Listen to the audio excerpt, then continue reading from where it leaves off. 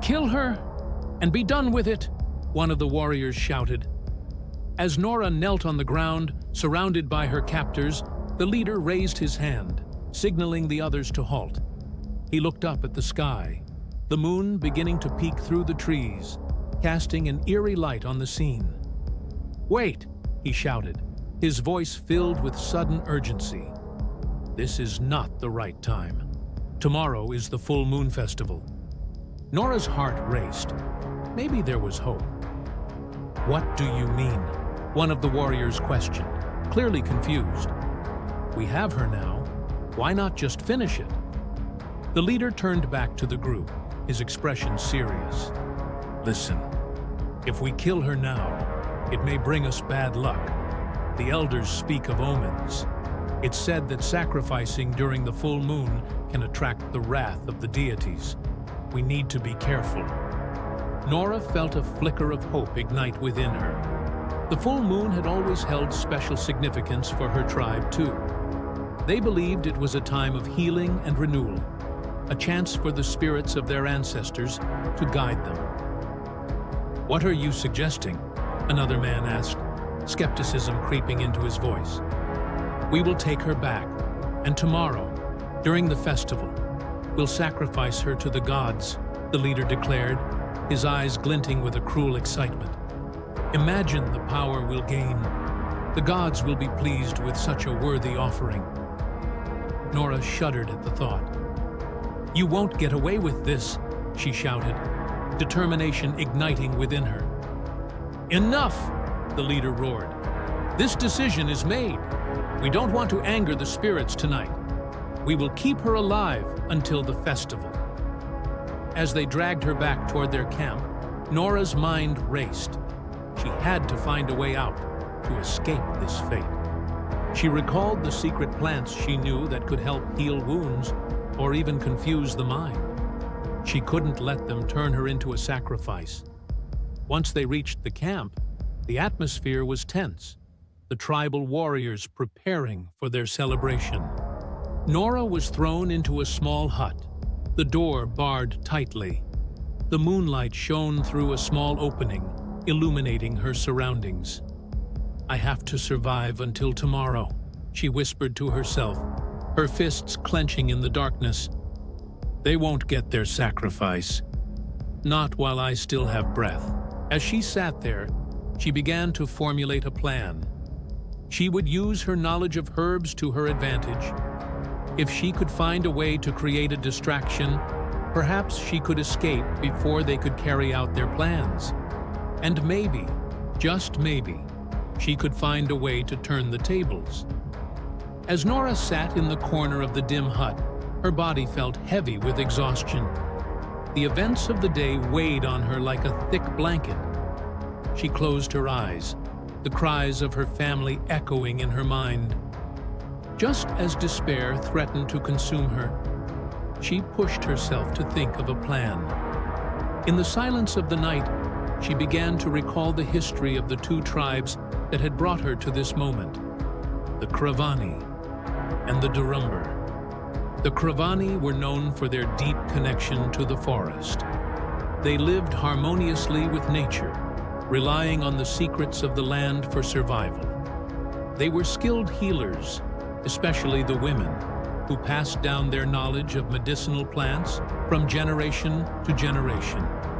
The Kravani believed in the power of the earth and the spirits that dwelled within it, using their skills to mend wounds and soothe pain.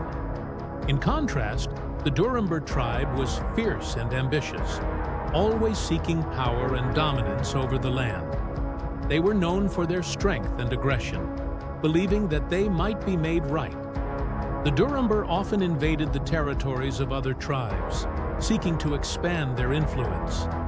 Their leaders preached about the glory of conquest and held rituals that celebrated their victories. The conflict between the Kravani and the Durumbar had been brewing for years. It all stemmed from a sacred grove, a place where the Kravani gathered the rarest plants and held their ceremonies. The Durumbar, seeing the grove as a valuable resource, sought to claim it for themselves. This led to fierce battles, each tribe wanting to protect their way of life. As Nora's thoughts wandered, she realized that this struggle wasn't just about land. It was about the very essence of who they were. The Kravani valued life and healing, while the Durumbar thrived on power and destruction. Exhausted, she let her head rest against the cool wall of the hut, closing her eyes briefly. She needed to gather her strength for the challenge ahead. She would find a way to escape and prove that the spirit of the Kravani was stronger than any weapon. In the flickering light of the fire outside, Nora could hear the Durumbar preparing for their celebration. She knew she had to act quickly. She would use her knowledge of the forest, the plants, and her instincts to outsmart her captors.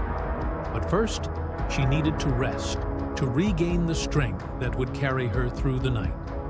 As Nora sat, exhausted and bound within the hut, her mind raced with possibilities.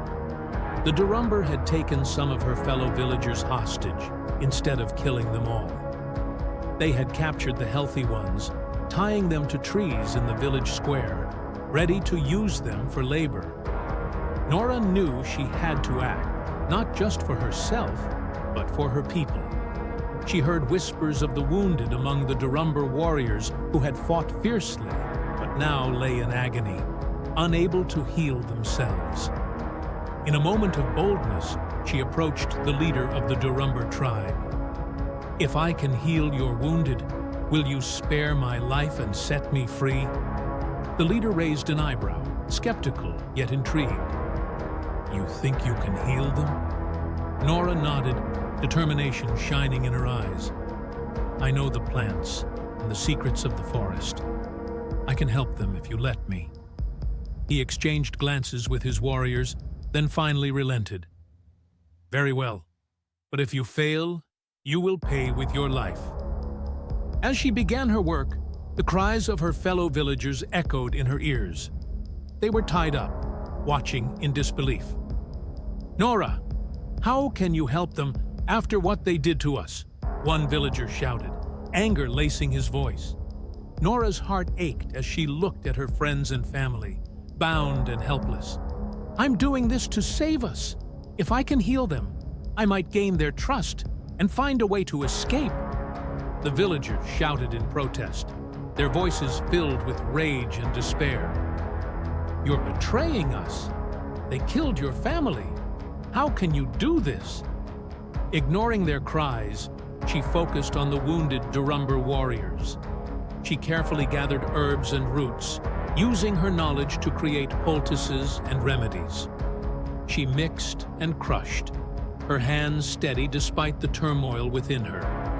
As she worked, the Durumbar watched with curiosity. Some warriors, still skeptical, questioned her. "Why should we trust you? You're one of the Kravani." Nora replied with conviction, "Because I believe that healing is more powerful than hatred. If we can heal each other, maybe we can end this cycle of violence."